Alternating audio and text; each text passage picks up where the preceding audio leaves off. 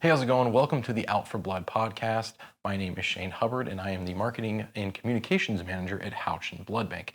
So back in 2021, we started our podcast, and by the end of the year, we had to stop our podcast because the studio that we were recording at ended up becoming no more. It ended up getting sold and moved on, and we had a difficult time trying to find somewhere else to record, so we put it on hold, and we decided to wait until we could bring it back with a little bit more, more content, specifically focused on donor stories and recipient stories. So that's what we decided to do, and now it is 2024, and we have a lineup of donors and recipients who are interested and willing to share their stories. So this is episode number 1.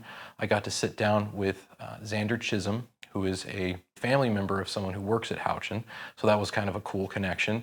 And I hadn't actually heard Xander's story until that day. I'd heard bits and pieces of it and sort of kind of the gist of what was going on, but I didn't get to hear it from him. And so he was kind enough to come in and talk to me and share his story about needing blood. And I actually think it's one of the more unique stories that I've ever heard, and I've been working here for 3 or 4 years now. And to be able to hear his story was an eye-opening experience for me, simply because I didn't know that although I could imagine that blood was used in that scenario, I hadn't even thought that that would be something that somebody would experience and need blood for. He also mentions having to be flown in a helicopter in order to get the care that he needed, which definitely shed some light on the need for blood in different communities, and how if certain communities don't have the blood readily available, patients will oftentimes be, flown out from Bakersfield to surrounding areas, whether it's Fresno or LA.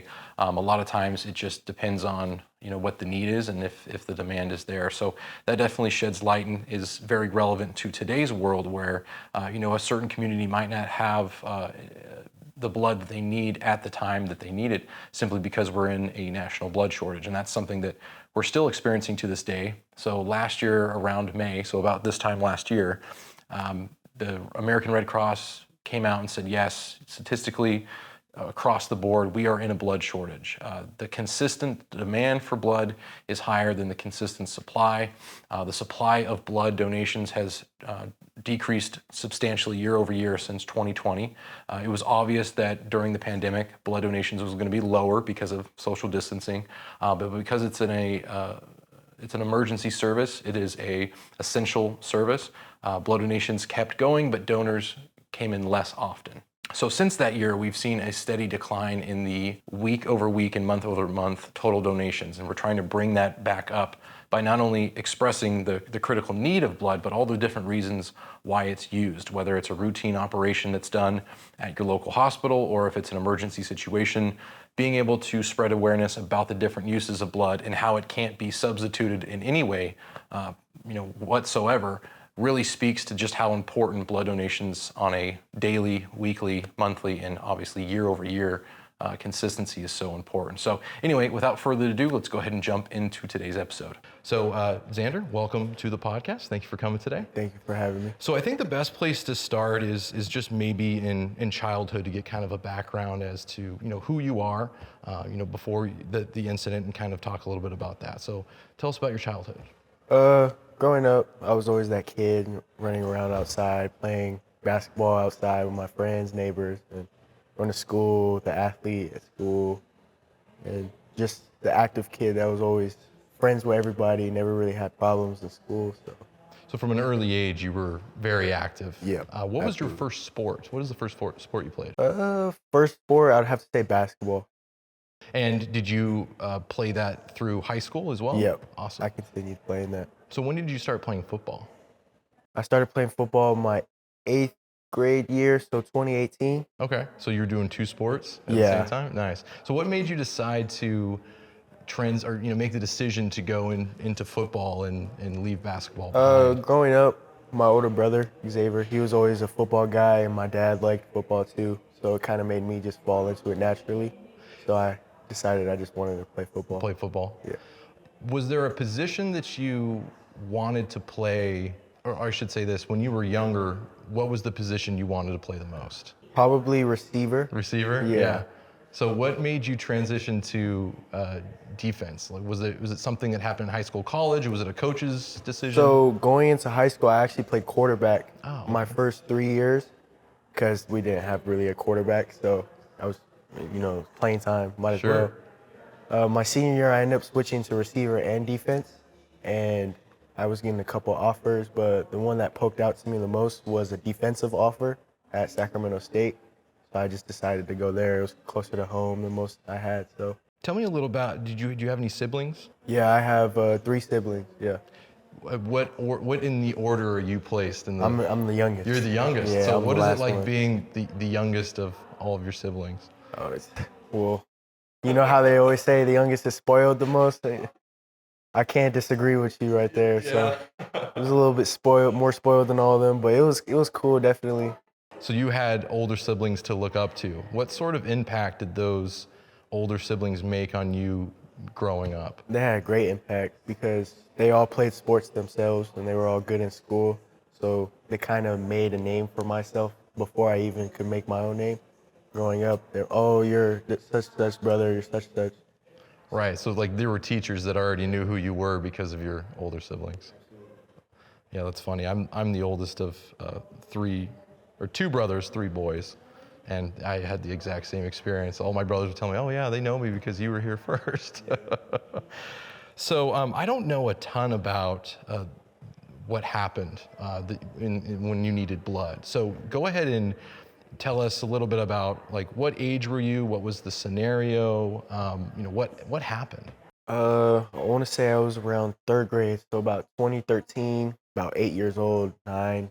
I was eating too many hot chips. I had a high hot chip intake, and it kind of was messing up my body a lot. It was really messing up my body. So one day I was really, really sick, and I started bleeding out in the bed. Mom rushed in, called the ambulance, called me, took me over to a hospital in Fresno or somewhere. I had to be evacuated quick.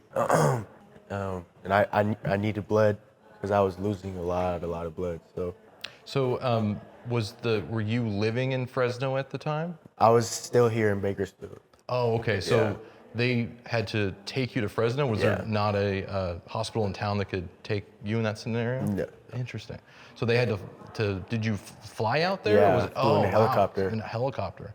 Wow. Okay. So it was that urgent that they needed to take you outside of. Did they?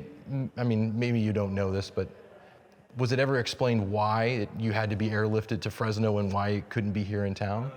Not that I'm aware of. Probably my parents probably know, but I'm not too aware as to why.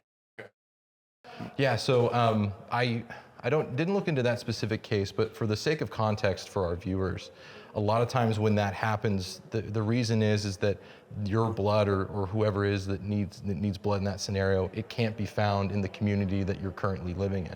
So a lot of times what they'll do is, hospitals talk, blood banks talk, and they'll find out where that person's blood is in, there's a lot of supply, and so they'll usually send a helicopter or whatever it is to transport that person. And your situation was very urgent, so it probably wasn't like, hey, let's hop in the car and Yeah. drive down there. But that's what happens when you're in a community that doesn't have an adequate amount of blood. And I don't believe that Kern County was in a blood shortage at that time. In fact, the first time I've ever heard of it in 20 years is happening currently right now. So just a little bit of context for our viewers that when that happens, it's typically because there's a situation where there isn't enough blood at a local hospital where that person lives. So anyway, sorry to interrupt. Go ahead and go forward with that. So you're in Fresno. I'm guessing that you got a certain amount of units of blood. It obviously saved your life. What was the experience afterwards? Do you remember what it was like laying in the hospital bed and after the recovery? Yeah, I was in hospital for about 2-3 weeks, away from home. Remember, my mother stayed with me, my aunt stayed with me, kind of away from all my friends and family. So it was a little hard, but got through it. Right. And obviously you're only 8 years old, so there's only so much that you're going to be able to think about in that time. But do you remember what it felt like being that? Like, were you scared? Like, did you know the severity of what was going on? Yeah. Okay. I would say I was scared. Yeah. And so was it being in the hospital for 2 weeks? Did it change your perspective on anything, on life? I mean, obviously, maybe not eating spicy. Yeah, absolutely. Yeah, but other than that, like, did it kind of change the way you think about life? Yeah, absolutely. I mean, the importance of just having that blood. Like it, till this day, I'm still very grateful that there was blood around to give to me. Um, I knew to have a better diet. Who has a good diet when they're 8 years old? I mean, I did the same thing. I'm probably lucky I didn't have internal bleeding from all the hot Cheetos that I ate. But yeah, no, I totally get that. So, moving past that, that period, obviously, you made a full recovery. Was there anything that happened as a result of that changed your life today? Like certain things you can or cannot do? I want to say no. I want to say it stopped me from being able to do anything today, which I'm very grateful for.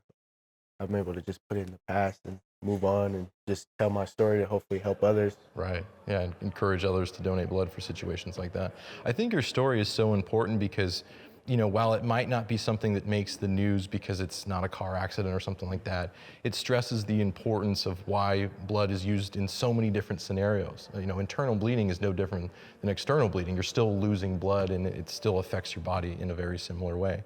So you mentioned there's no like sort of physical limitations that you have. Did you have to change your diet in any way? Like certain foods you can't eat anymore? It was just restriction on having hot chips, hot stuff in general. Right. So that was pretty much So just it. like I can't- spicy foods Yeah. in a certain scenario.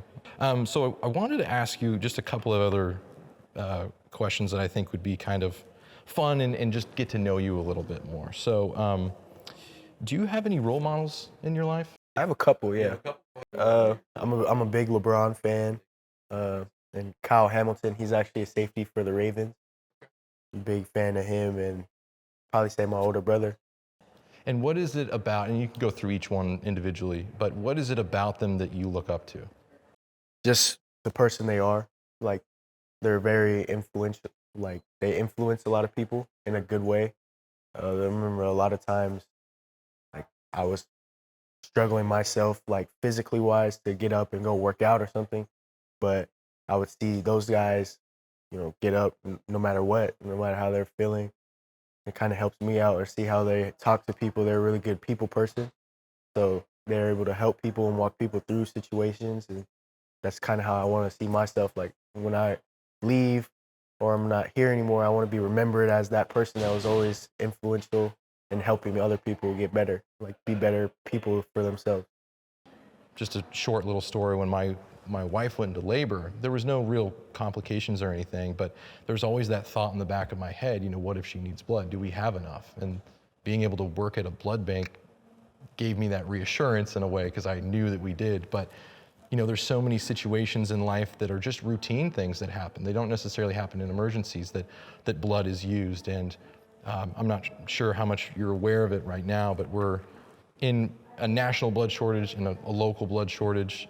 The demand for blood is currently higher than the supply, and we're sort of always just trying to keep up with the demand.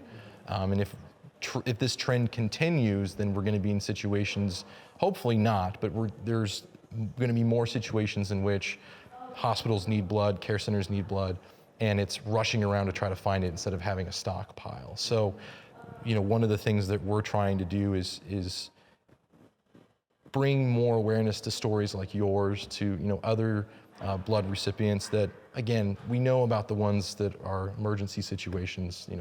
People lose a limb, or they lose a lot of blood and they need blood. That's the one that everyone knows. But bleeding internally because of who I would have never thought that you could have an incident where you eat something and it causes internal bleeding. Like that's something I never even thought of until I heard your story, and I was thinking, wow, people really need to know about that, because it's the more ways in which we understand why blood is used, the easier it is for people to come in and actually want to donate. So I appreciate you sharing that. What would you say to someone who's never donated before and is thinking about doing it, but they have some hesitations? They're afraid of needles. They're unfamiliar with the situation. Have you been able to donate blood since you received blood when you were younger? The last time I was here to donate blood, I actually had a fracture in my foot, and I couldn't distribute blood. I forgot what they said, but I couldn't distribute it.